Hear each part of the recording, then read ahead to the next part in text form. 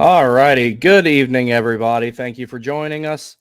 BTS in here pretty much always first as always. Yellow, good to see you, buddy. All right.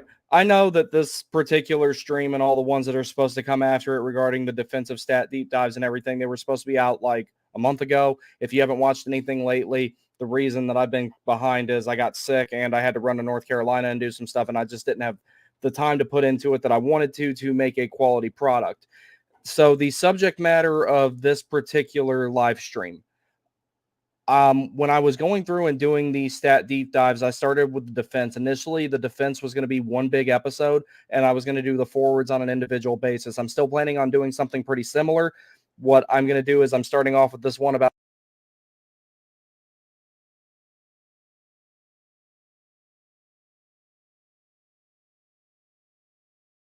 Sorry about that. The microphone came unplugged for a second. Let me double check my settings here and make sure everything's okay. I accidentally hit the cable.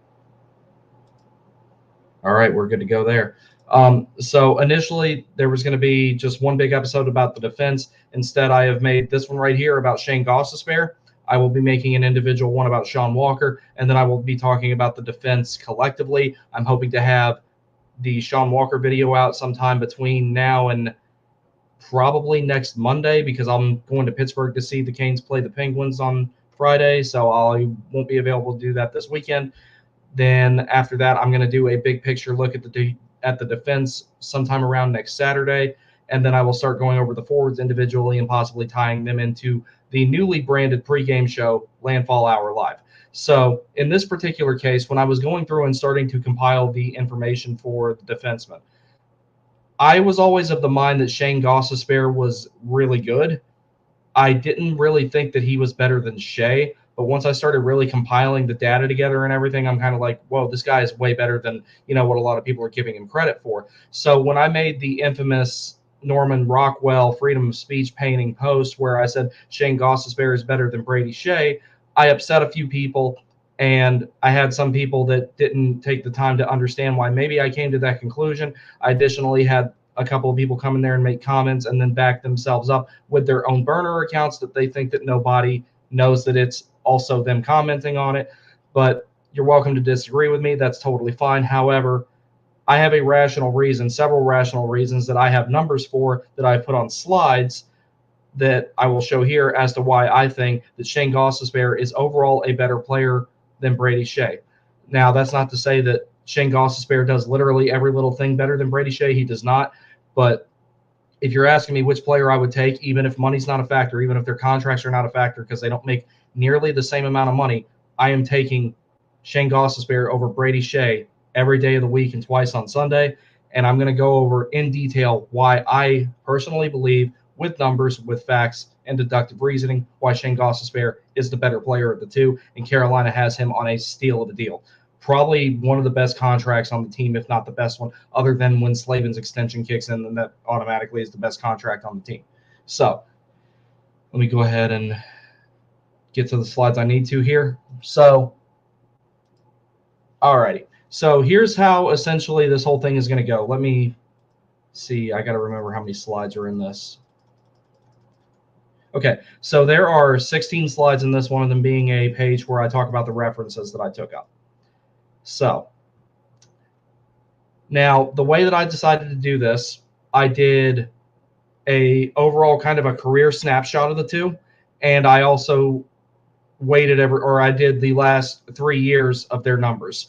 The reason that I did the last 3 years in particular is, one, Brady Skjei had the best years of his career over the last 3 seasons.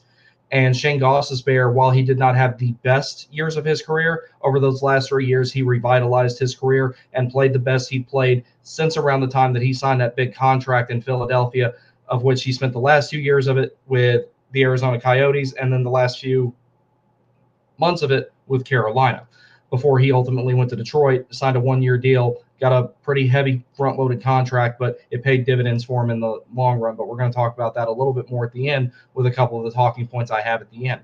Now, I'm going to dispel another thing before I really start getting into all this stuff. My opinion of Brady Skjei did not change because he left the team. I don't do that. That's a very juvenile, stupid thing, and that's not how I operate my channel.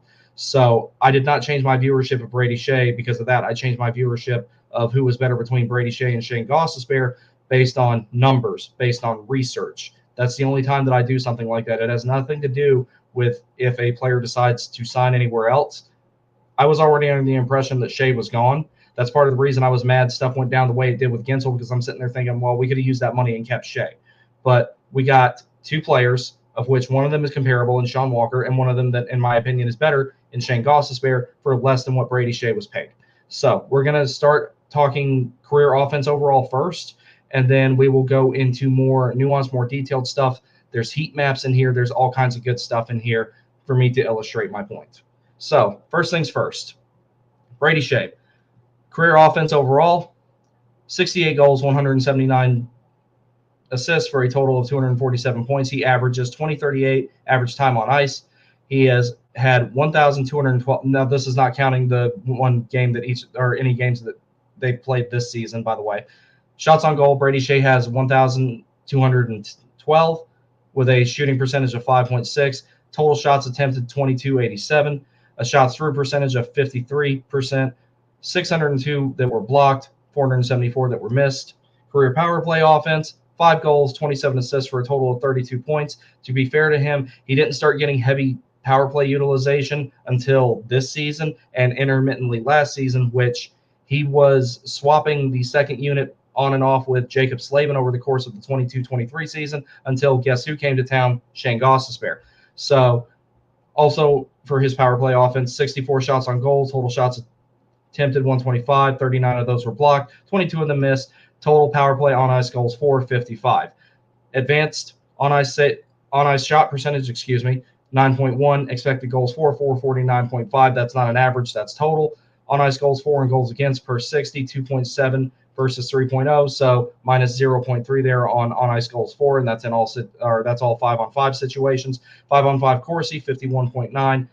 5-on-5 Fenwick 51.6. If you're new here, I only really use possession metrics, specifically Corsi and Fenwick, in 5-on-5. I think calculating them anywhere else is kind of dumb. If you use it on the power play or on the penalty kill, of course, you're not going to control the puck as much. If you're on the penalty kill, you'll definitely control it more if you're on the power play.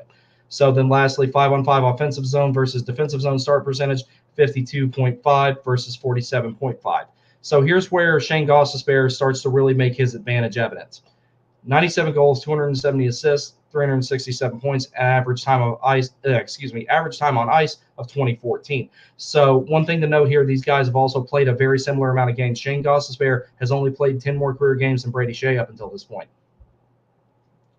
Shots on goal, 1,359, a shooting percentage of 7.2. Total shots attempted, 2,917. Now, again, to be fair, part of the reason why Shayne Gostisbehere has more shots on goal, or more total shots attempted, I should say, is because of how much time he spent on the power play on his career. He's been on it basically his whole career. Shots through percentage, 46%. Blocks, 932 of those were blocked. 629 of those he missed. Where Gostisbehere really starts to stand out is his abilities on the power play. 36 goals, 133 assists for a total of 169 points. Total time on ice, 417 minutes. 457 shots on goal. Total shots attempted 1,004. Blocks 335. 212 of those missed. Total power play on ice goals for 262. So when we get later in the presentation, it's going to show that Shayne Gostisbehere's value is with possession, but it's even higher than what I initially imagined. When we get later on in the slides, you'll see how often he factors in on scoring. There's one metric he has. I think it's 152 on ice goals for, of which 148 of them he at least had a secondary assist. And that's a big deal when you're talking about a guy who makes that much magic when he has possession of the puck and can walk it in a phone booth at the blue line like he does. And then going on to advanced metrics, team on ice shooting percentage 10.0, expected goals for 404. On ice goals for and goals against per 60, 3.4 to 2.7, so plus 0.7 there. 5-on-5, Corsi and Fenwick, he has 49.9 and 49.6 respectively. 5-on-5 offensive zone and defensive zone start percentages 55.1 to 44.9. So defense gets a little harder to quantify, as we all know. Excuse me one second, I'm going to take a sip of this sparkling water right here.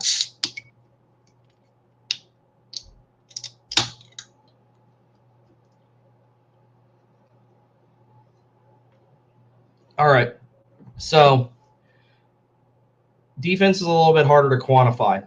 Part of that is because of arena stat bias. And what I mean by arena stat bias, stats like giveaways, takeaways, shot blocks, everything like that. Everybody's rink staff interprets them differently. The league could fix that if they really just wanted to take the time to define what is a takeaway, what is not a takeaway, what counts as a giveaway, all that type of stuff.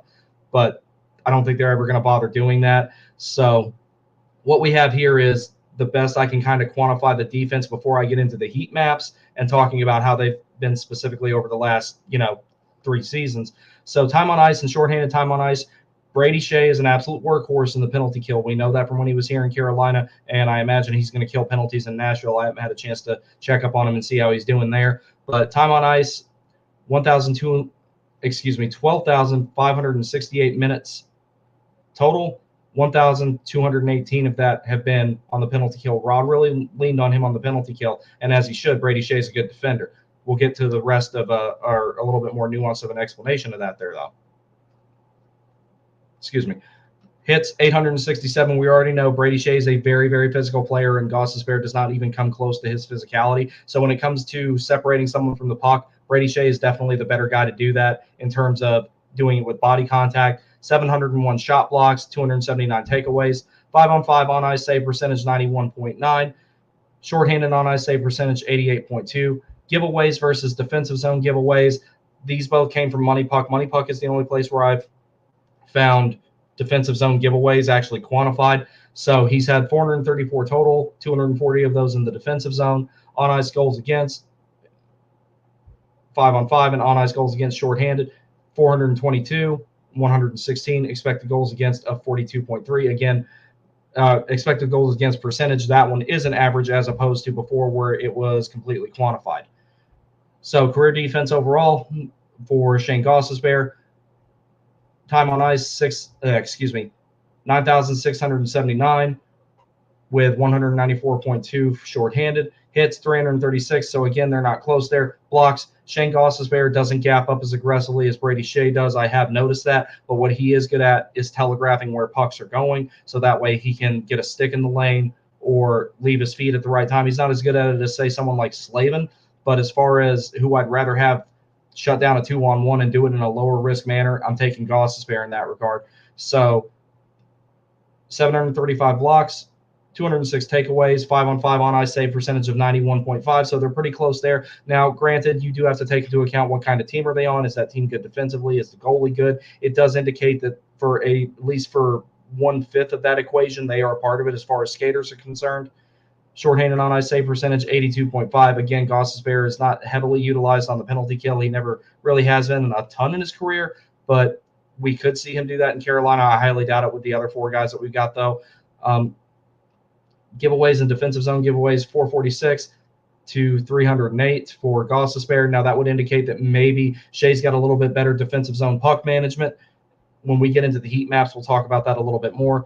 On ice goals against and on ice goals against shorthanded, 412 total, with 24 of them being shorthanded, and an expected goals against percentage of 37.5.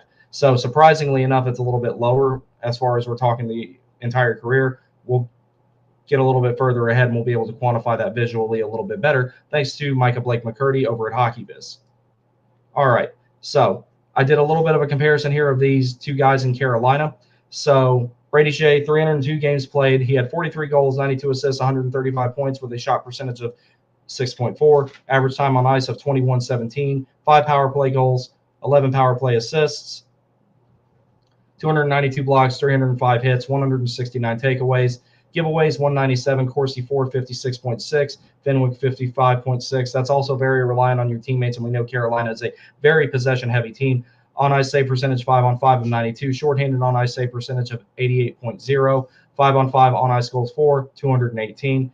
Expected goals for and expected goals against are 234.7 versus 215.6. Offensive zone, defensive zone start percentage 52.8, to 47.2. So Gostisbehere, we did not have a gigantic sample size of him the first time he was in Carolina. It was a good enough one to where they offered him a contract last time, but he took a chance on himself, signed that 1-year deal in Detroit, and it led to him getting a pretty good contract now with Carolina. So he did what was best for his career in that particular situation. Now, the short amount of time that Shayne Gostisbehere was in Carolina, accounting for the fact that he had to adapt to the system on the fly, and he immediately revitalized the second power play unit. Like, literally on the first day, it was already looking a little bit better with him there.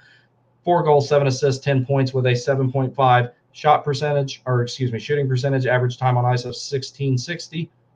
Or excuse me, that was supposed to be a 5, 1660. That would be 70, or excuse me, 17 minutes. So sorry about that. 2 power play goals, 2 power play assists, 17 blocks, 10 hits, 8 takeaways, 10 giveaways. Corsi 464.6, Fenwick 465.3. Now, over time, if he had been in Carolina longer, or say that Carolina had traded for him sooner, then those metrics would not have been as high. They would have leveled out after a while, but I still think they would have been a little bit higher than Shay's. 5-on-5 on ice save percentage 90.7. Shorthanded on ice save percentage not applicable because he's not been killing penalties. 5-on-5 on ice goals for 11. Expected goals for, expected goals against of 13 to 9.8. And then for his offensive and defensive zone, start percentages 64.1, 35.9. Now, here's where we get into stuff where it's a little bit more visually quantified. This is 5-on-5 offense and 5-on-5 possession for both these guys over the course of the last 3 seasons. So to start off here, you can already tell how different the bars are here. We're going to break down Shay's numbers first, and then we will get into Gostisbehere's numbers. But first, let me take another sip of this, and we'll get to some comments.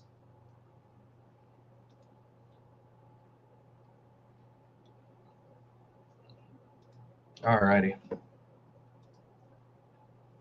BTS says, I honestly think Walker is going to be like Skjei, where everyone knew they were good, but they came here and they got better. Yes. When I do the stream about Sean Walker, the biggest difference I see with Sean Walker, he doesn't really generate breakouts as much as Skjei, but he loves to join the rush at the right time. And when I say at the right time, he doesn't get caught flat-footed. So that way, if he needs to get back real quick and make a defensive play, he's in the right spot and he's a step ahead. I've noticed that about Sean Walker when I started watching some of his videos from when he was in Colorado before he signed with Carolina. But like, Sean Walker is like quite the power skater. Turn a 2-on-2 into a 3-on-2 out of almost nowhere. So I'm really excited about that. And he's got a cannon of a shot too. Matthew Brown, welcome to the show, bud. I honestly thought when we got what we got in losing Brady Skjei and Brett that we more than made up for with Shayne and Sean. William Carey has already impressed me in the first game. Yeah. Now, I won't say that Sean Walker is better than Brett Pesce because I don't think that they're very comparable players.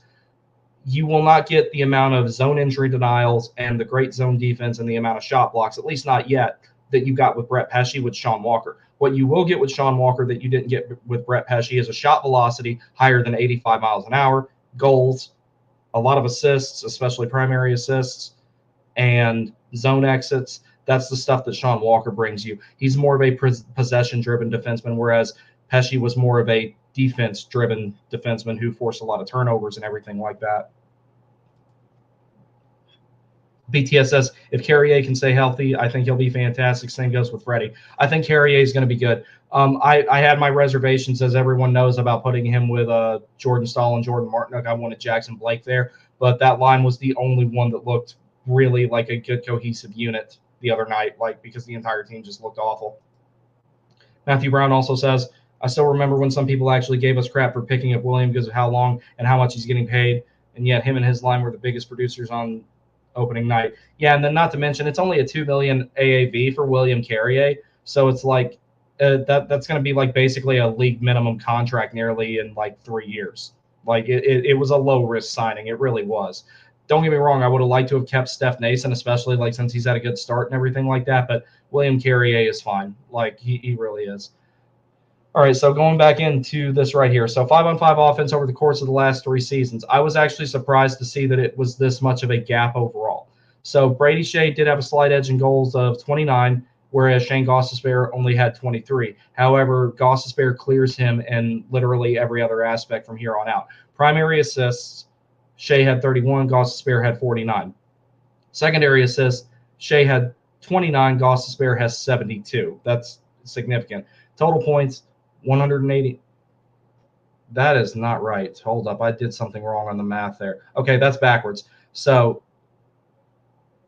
Shay's total points is supposed to be 148, and Gostisbehere is supposed to be 189, I believe. I had something wrong there. I'm very sorry. Yeah, something's backwards there. Give me 1 second. Trying to see what I did wrong here. I might have uploaded the wrong set of slides because I had 2 iterations of this from where I've been working on it on and off when I could, because work's been pretty crazy too.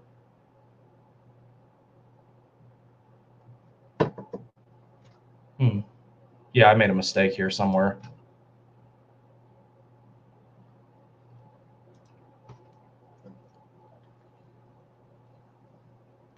One second, guys.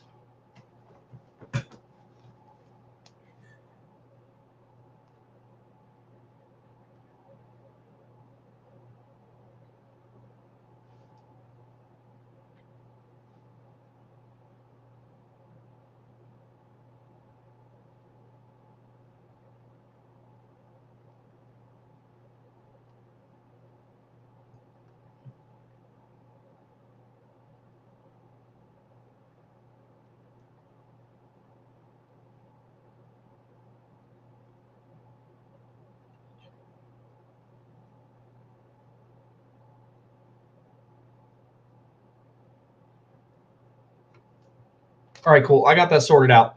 So that was supposed to say 89, not 189, because I was like, I thought I did that math right. So total points for Brady Skjei is actually 89, on ice goals for 182, which means he was on the ice for all those goals, whether he factored in with a secondary or primary assist or scored it himself, and a shooting percentage of 6.0. Shayne Gostisbehere had 23 goals, 49 primary assists, 72 secondary assists, a total of 148 points.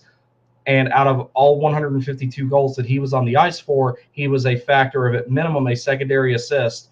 He was a factor on 148 of those. All but 4 goals that Shayne Gostisbehere has been on the ice for in the last 3 seasons, 5-on-5, he is factored in with at least a secondary assist, and he has a shooting percentage at 5-on-5 of 8.3. And we all know how much the Hurricanes have problems like firing the puck into the goalie's chest and everything like that.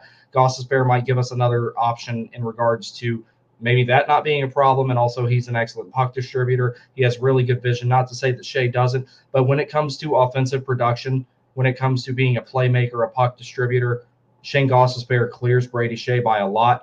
And goals wise, they're not that far apart. And Brady Skjei has been employed in a lot of situations that were favorable for him to score goals over the last 3 seasons, especially in the 22-23 season, because there was a stretch of time where it seemed like he was the only guy who could put a puck in the net consistently. So going on to look at the possession metrics here. So Skjei has higher possession metrics over the last 3 seasons from being with Carolina. His Corsi comes out to 57.3, and his Fenwick comes out to 56.3. So whereas Gostisbehere's Corsi comes out to 42.7 and 47.7. So that's another thing that's indicative of the fact that when Gostisbehere does have possession, even though he doesn't have it as much, he makes magic stuff happen with the puck. He knows how to make those really good seam passes. He knows how to pass it to the guy that's working down below the goal line and give him an extra second to be able to do the stuff that he's got to do. And he can also chip in plenty of goals of his own. So when it comes to 5-on-5 offense, Shayne Gostisbehere, again, has a pretty big edge in that regard, and not just in the ability to set up goals himself, but probably to telegraph, make make defensive formations open up, get guys going to the wrong place, and open up options for his teammates and everything. So now I go in here to the shot percentage breakdown to talk about which one of these guys actually. So part of the reason Skjei has more goals is because over the last 3 seasons, he's had a higher volume of shots. In the case of Gostisbehere, 0.17 expected goals per 60 minutes played in 2023, 7 goals from 3.43 expected goals during 1,191 minutes played, 3.78 expected goals after adjusted for shooting talent. His predicted shooting talent is above 10.4% above average for 2023. This is from moneypuck.com. And then below we have Skjei, 0.29 expected goals per 60 minutes played in 2023. So the one thing that I want to highlight about that is the fact that even though Skjei has the puck more and he's a higher volume shooter, Shayne Gostisbehere is almost equating his goal totals with less possession time, with less shots, getting more shots through, and having higher quality shots at the same time. So for Brady Skjei, 9 goals from 6.71 expected goals during 1,385 minutes played, 7.15 expected goals after adjusting for shooting talent. Predicted shooting talent is 6.6 above average for 2023. So the thing on the right is what I got from Money Puck, looking at the heat maps to say how different these guys are in terms of how they shoot, what the mathematical difference is. The pie charts I have here are a mathematical breakdown of how many shots they put on goal, how many they have blocked, and how many they have missed. So I always value a missed shot more than a block shot, because the other team is more likely to regain possession of the puck after a block shot than a missed shot. A missed shot can a lot of times give you a second chance to create a scoring opportunity, because you rack it off the back of the boards. Somebody else in front of the net can pick it up and either make another pass or put it on net themselves. So Gostisbehere, as far as being a quality shooter, has a pretty big edge. Shay's more of a volume shooter, so sometimes he does put up more goals. But as far as someone who is more likely in any given instance to be able to put a puck in the net, that is Gostisbehere. So here's what I really love more than anything, some of my favorite metrics in the world, heat maps. So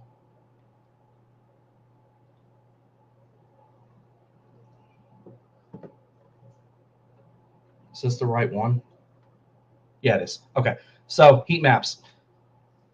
Shayne Gostisbehere managed to put up 56 points, of which I believe it was 42 of them were 5-on-5 last season. And that was with a limited amount of possession. And Detroit was not the best team. They were good enough to kind of get close to the playoffs at the end of the season. However, they ultimately did not make it. They were like right at the cutoff line at the end. However, Brady Skjei does help generate a ton of offensive possession and a ton of chances in the offensive zone. So he had a 2.73 expected goals for per 60, and that was +6 compared to the team average. Shayne Gostisbehere, on the other hand,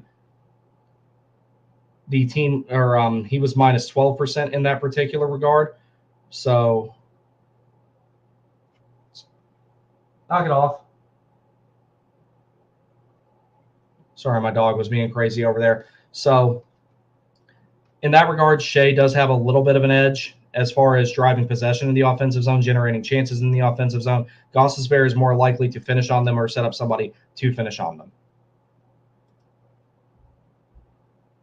And then this right here is just a breakdown of their goals from the last season and everything. You can see, again, Shay's more of a volume shooter, Gostisbehere more of a precision shooter, if you will, wait, let me go back here. So, yeah.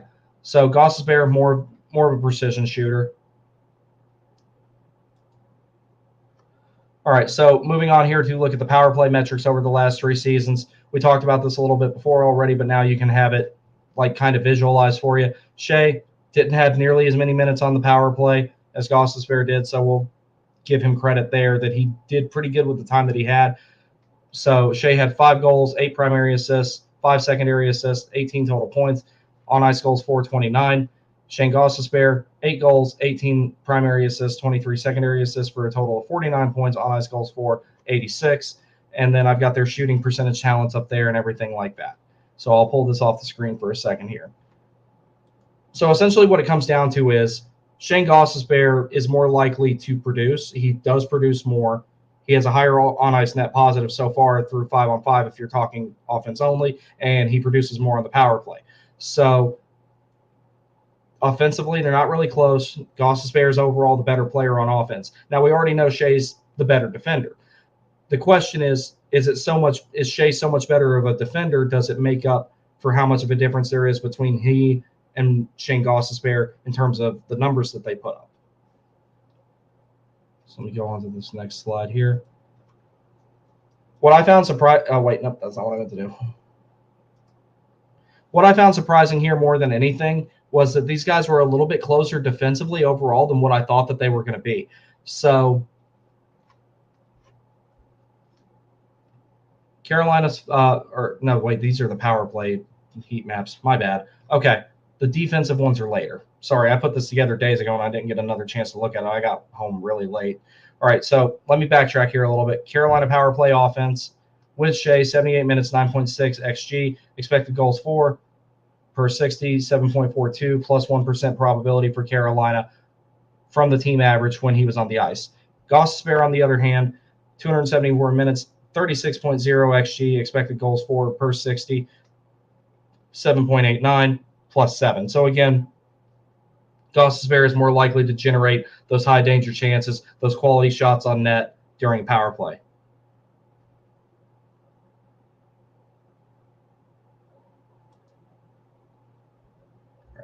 All right, now we'll get into the 5-on-5 defense. Sorry, I had my wires crossed there on which was which. So 5-on-5 defense, these guys were actually a little bit closer than what I expected them to be. I'll get to the comments here in a minute, and then we'll go ahead and do some more because I've been up since pretty early this morning. I'm kind of exhausted. But I wanted to get this one done so I could move on to the next one that I'm going to make here in the next few days. Tim Mason says, love the show. Thank you. I appreciate it. So these guys were actually a little bit closer defensively on this heat map than I expected them to be. I'm surprised that it's only an expected goals against per 60 difference of 8. I expected it to be more like 15, but Shayne Gostisbehere actually looks like he does a really good job at limiting shot opportunities, just like Brady Skjei does. And I think that that'll be even better for Gostisbehere over the course of this season as he gets adapted to the system even better, because he only had 23 games last time and he had to figure it out on the fly. And I think that out of all the defensemen that the Hurricanes have signed or traded for over the last few years, when you're talking about Burns, D'Angelo, Hamilton, whoever, I think that Shayne Gostisbehere had one of the more seamless transitions into the system than anybody. Brady Skjei struggled a little bit when he first got here. Most defensemen do, but Gostisbehere just seemed like he was a really good fit for that. But I really like the fact that Gostisbehere, he doesn't really gap up aggressively, but like I said, what he's good at defensively is telegraphing passes, getting a stick in the lane, getting his body in the lane and everything like that. He's not going to step up and hit people typically, but that's part of the reason why he's credited with more shot blocks, I believe, is he just kind of anticipates where the puck is going to go, where a particular player is going to try and put a pass, where they're going to try and put a shot, whatever they're going to do, and then he squares himself to that, whereas Brady Skjei gaps up aggressively, tries to throw a shoulder in there. Both of them are really good, acceptable styles of play, depending on how that player wants to play. Gostisbehere overall, I think their defense is close enough to where you can't really say that Brady Skjei is so much better than him defensively that it nullifies the amount of offense that Gostisbehere brings in comparison to Skjei.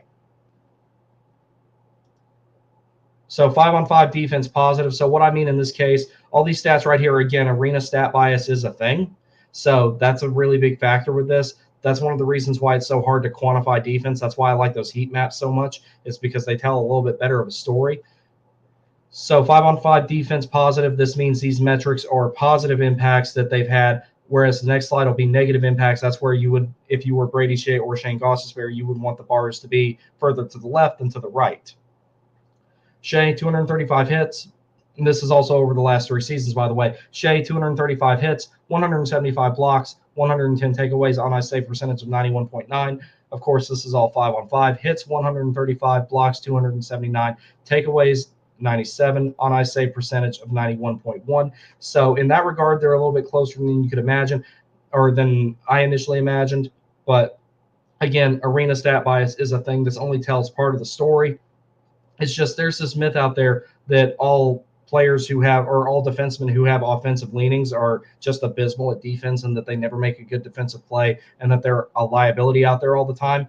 That's not the case with Gostisbehere, and I think over the course of the season, people will start seeing that Gostisbehere is actually really, really solid defensively. He's not as good as Slavin or as good as Chatfield, but he's definitely like a good fit here.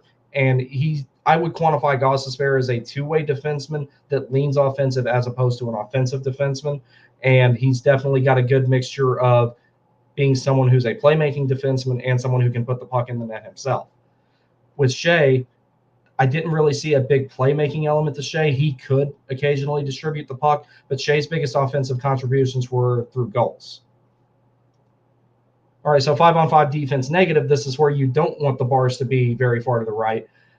Skjei had 128 giveaways, defensive zone giveaways of 128, On ice goals against 154, on ice goal expected goals against average of 58.2 per season. And then for Gostisbehere, 166, defensive zone giveaways of 111, on ice goals against 112, expected goals against average of expected goals against average 61.7 per season. All right. So now I want to talk about what these guys do. I love this NHL Edge data stuff. I just wish it was quantified. Like, I wish they would put some colors to it or something like that, because it's just very bland and gray and boring. And I would just like for it to be able to differentiate some things a little bit better. So this is purely observational on my part, but I also have this to make my point. Brady Skjei, as far as top speed, is faster than Shayne Gostisbehere. His ability at acceleration is better than Shayne Gostisbehere, as demonstrated by the burst speed. However, as far as edge work goes, I think that I think Shayne Gostisbehere has an ability there. Has an edge and ability there. I will let you be the judge of that for yourself. It's just from what I've observed, Shay's first step is a little bit slow. Gostisbehere, it's a little bit more fluid. So when he transitions to and from his strides, or if he pivots, if he crosses over, quick punch turns and everything, I give Gostisbehere the edge. Brady Skjei is more of a power skater, but being a power skater only works so well because you only have 200 by 85 to work with. Acceleration is pretty much always more important than top speed when you're talking in skating ability and how much ice you can cover. That being said, Brady Skjei covers a lot of ice for having someone who's a little bit slow at the first step, but these guys are kind of close in regards of skating distance. Skating speed, 22.3 to 21.15. That may not seem like a big difference, but when you're talking a 200 by 85 playing surface and who gets to a puck first, that much can be a huge difference. Skating distance, Skjei covers a little bit more ice, 8.55 average per 60 minutes, 3.63 top mileage per game, 1.45 top mileage per period.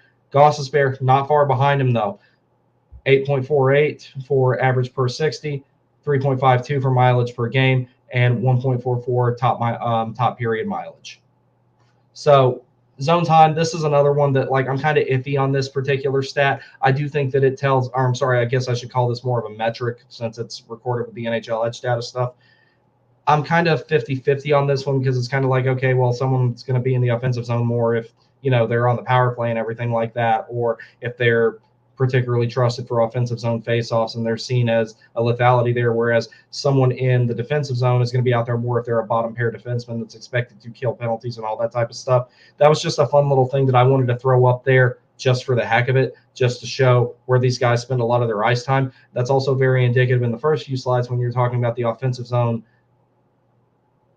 and defensive zone start times. This kind of reflects the same thing. So that's not really so much a or Gostisbehere versus Skjei metric as it is a where these players spend a lot of their time based on lineups, deployment, all that type of stuff. Another interesting little let me go back here. Another little interesting thing here at the bottom, shot velocity. Shayne Gostisbehere has a slightly higher shot speed at 96.69 versus Skjei having one at 95.69. But Skjei shoots the puck on average at a higher velocity than Shayne Gostisbehere, 63.38 to 55.28. So I'm going to go to this last slide here. So here's my overall assessment of this with the presentation concluded pretty much from here. And then I'm going to answer a couple of the questions that I got in regards to why I had the ideas that I had with this. Gostisbehere produces more in both 5-on-5 and power play situations in all categories, goals, primary assists, and secondary assists, and that's for career-wise. That's not just strictly the last 3 years.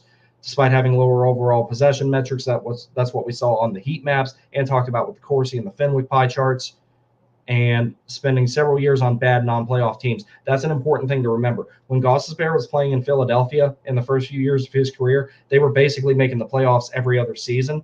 And then they basically salary dumped him to Arizona, where he had to revitalize his career. For that last couple of years he was in Philadelphia, he dealt with some injury problems, and that kind of derailed his career for a little bit. Offense is more likely to die on Brady Skjei's stick than Gostisbehere. See 3 years 5-on-5 metrics, for example. Now, that does not mean that Brady Skjei never produces. We saw that Brady Skjei produces a lot. Brady Skjei is more of a volume shooter, though. He's more likely to try and put the puck on the net himself, whereas Gostisbehere is more of a creating options type. And then he will do what is most advantageous, What he judges is the most advantageous after that, be it shoot the puck, distribute the puck, so on and so forth. With Gostisbehere producing at a higher rate 5-on-5 play, he also suppresses shots and prevents scoring chances at a slightly lower rate than Skjei, but not enough to make up for the production Skjei provides. That was my whole argument about it. We know who wins offensively, we know who wins defensively, but who ultimately has the higher net positives on ice, and it's Gostisbehere. Skjei is utilized on the penalty kill and therefore is presumed better by lack of comparable metrics. Gostisbehere is not really a penalty killer. I will get to something about that, though. However, it could be argued that Gostisbehere would be more likely to replicate Skjei's results on the penalty kill than Skjei would replicate his results on the power play based on 5-on-5 defense. That's the best I can really give you for that, just because we would have to see them. We would have to compare them actually playing against or playing in those same situations, which so far we don't really see that. Now, one person did ask me, why is Skjei making more money if Gostisbehere is a better player?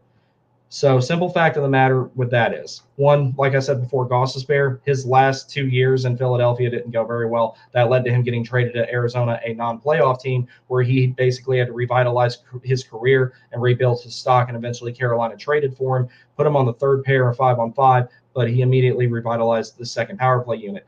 The closer your contract expired to the work stoppage in 2020, that changed the entire landscape of the league, especially financially. So, in Brady Skjei's case, he was fortunate enough that his contract expired 4 years later. Hey, Frank the Tank, what's up, buddy? Good to see you. You are welcome. Brady Skjei, his contract, he was fortunate that it expired 4 years after the initial COVID stoppage, so he wasn't as affected by it as Gostisbehere was. Gostisbehere had his expire a year earlier, and that was like right after he had just been able to really revitalize his career anyway. So the closer that your contract expired to 2020, the more of a hit your pocketbook took. Additionally, Gostisbehere, part of the reason he had the dips in production he had in Philadelphia was because of the injuries that he had that eventually he was able to get over and return to form. So Skjei has been fortunate enough in the last few years in Carolina in particular, he's been able to maintain that steady upward trend. He steadily got better defensively over the course of the time he was here. He pretty much always had a stable partner with Brett Pesce so long as he was in the lineup. And then to top it off, Skjei had really, really good, steadily increasing, albeit plateaued at one point, steadily increasing production over the course of the time that he was in Carolina, and that led to him being able to get the money that he's getting now. Additionally, a player like Skjei is kind of in demand all the time, no matter what the landscape of the league is or what a team's needs are. And what I mean by that, and that's a compliment to him, or this is a compliment to him, even though it won't sound like it, Brady Skjei is a jack of all trades, but he's a master of none. Whereas Shayne Gostisbehere is a jack of most trades and a master of power plays. So ultimately, the coveted skill set that is the power play, that's why you see some guys hang around the league that you wonder how. Tony DeAngelo, Tyson Barrie, to a lesser degree now Sean Durzi, Evan Bouchard, because I think both of those guys have improved their defensive game significantly. I would say that that's the biggest reason why someone like Skjei hits the open market and makes $7 million. Plus, he's durable. He doesn't miss games a whole lot. That's the biggest reason that they're separated in money. It's not so much a skill factor. It's not so much a production factor. If it was strictly a production factor, then Shayne Gostisbehere would be making more money than Skjei. And if you take out the fact of when Gostisbehere's contract expired closer to the work stoppage in 2020 in the bubble years, actually, Philip, good to see you. That's another good point. I was actually getting to that next, but I'll go ahead and give you credit for it. NHL GMs love size. Brady's a pretty big dude. You can't teach 6'3". And not only is he 6'3", he's built like a damn refrigerator. Like the dude is like, he's a big boy. Like a lot of people, you can't tell how big Brady Skjei actually is a lot of times because he's one of those guys that gets really, really like, when he gets really low when he skates, he like looks like he's the Hunchback of Notre Dame when he gets that low to the ice. It's part of the reason it's hard to take a puck away from him. It's part of the reason he's so good at playing that physical game is because of how well he can anchor himself to the ice. Orlov kind of does it too, but in a little bit more of an upright skating stance. But yeah, so Skjei, all situations player, jack of all trades, has size, very good. And he still has not had a fall off or any significant injury history so far. So when he hit open market, him making $7 million, especially in a state with no income tax, that's no surprise. Now, if Shayne Gostisbehere was in a situation here in Carolina where it's like, hey, we need you to start killing penalties, we need you to take on more defensive responsibility 5-on-5, I don't think that we'll have that issue. If we did, though, I think that you would see Shayne Gostisbehere replicate a lot of Brady Skjei's capabilities as far as the defensive side of things goes. Gostisbehere's not going to take nearly as many or be out there for nearly as many defensive zone draws as Brady Skjei was with Carolina. Gostisbehere is going to be more of the, hey, we need, well, you saw this, on Friday night. Hey, Ghost, we need a goal. You and Sean Walker get out there and try and make it happen. That's the whole difference with it. Not to say that Skjei was not in those situations sometimes, but almost any time that we need a goal late in the game, you're going to see Shayne Gostisbehere more often than you ever saw Brady Skjei. So ultimately, my conclusion here is Gostisbehere overall, if you really, really break it down, better player. If Skjei is a better player, he's not $4 million nearly, or whatever it is. He's not $4 million annual average value better than Gostisbehere. So, because what it comes down to is Skjei wins in penalty killing because Gostisbehere doesn't really do it. Skjei wins in 5-on-5 defense, but you have to account for how much of a margin. 5-on-5 and power play, Gostisbehere clears Skjei by quite a bit. So you guys let me know what you think in the comments. Thank you for coming to my TED Talk. That's all I have to say about that particular matter. I'm going to take a sip of my water because that was a lot of talk and my mouth's dry.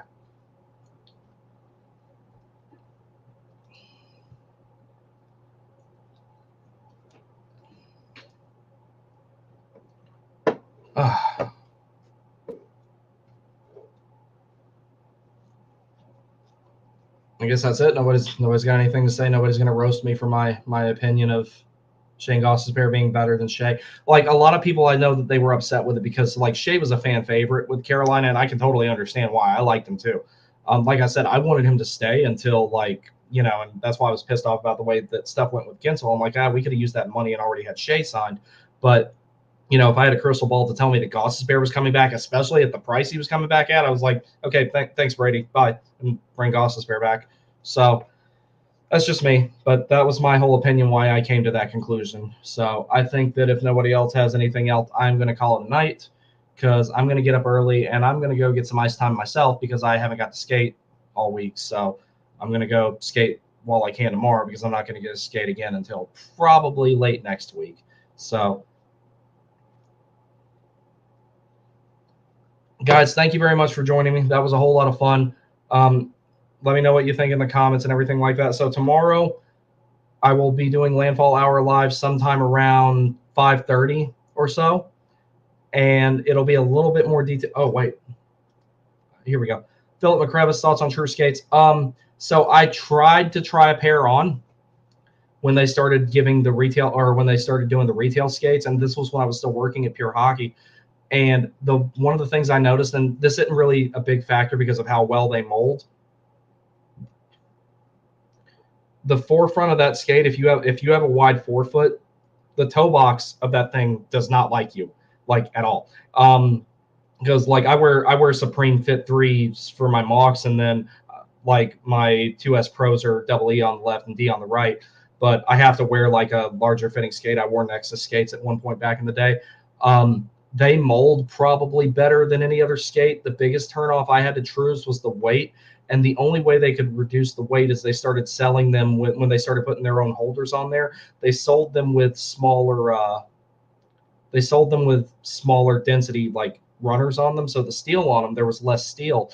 And that was the only way they could take the weight out of it. I don't know if they've been updated since then. Everyone I know who has gotten Trues absolutely loves them. When I tried them on, because I was trying them on for purposes of getting a custom pair. When I tried them on, I was kind of like, I don't see how I'm going to like these, even if they do mold to my foot. And then when you heat mold those, you got to do a lot more to them. So and when I was at the store, we always did the regular hand molding thing and tied them up really tight. And we would also take saran wrap and wrap them around the skate. Now, if you don't mind the skate having a little bit of extra weight, and if you don't mind this weird density in the toe box, I say go for it with True Skates. I've just pretty much always worn Bauer skates. So even when I went on this anti-Bauer kick that I went on, because I have hardly any Bauer stuff at all now, I just have my Bauer skates, my Bauer bag, and I have one Vapor X5 Pro back there that I'm probably going to sell.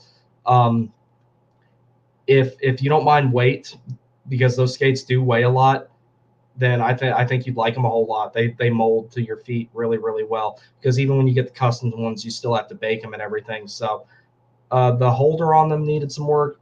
Steel was popping out of them at a higher rate than it was the XS holders and the Toque holders. But apparently they've solved that problem now. I haven't heard anything about that happening in a while.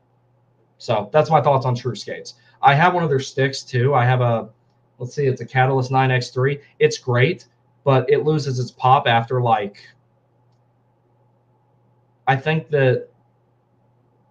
I only used it, and I only skate like once, maybe twice a week right now. It lost its pop after like a month, and it feels like a pool noodle now. Alrighty. Everyone, thank you very much for joining me. I hope you understand my rationale why I came to the conclusion that I did. Thank you very much. I will see you guys tomorrow night when we do Landfall Hour Live, which will be around 5:30 or so. All right. Thank you very much, guys. I will see you next time.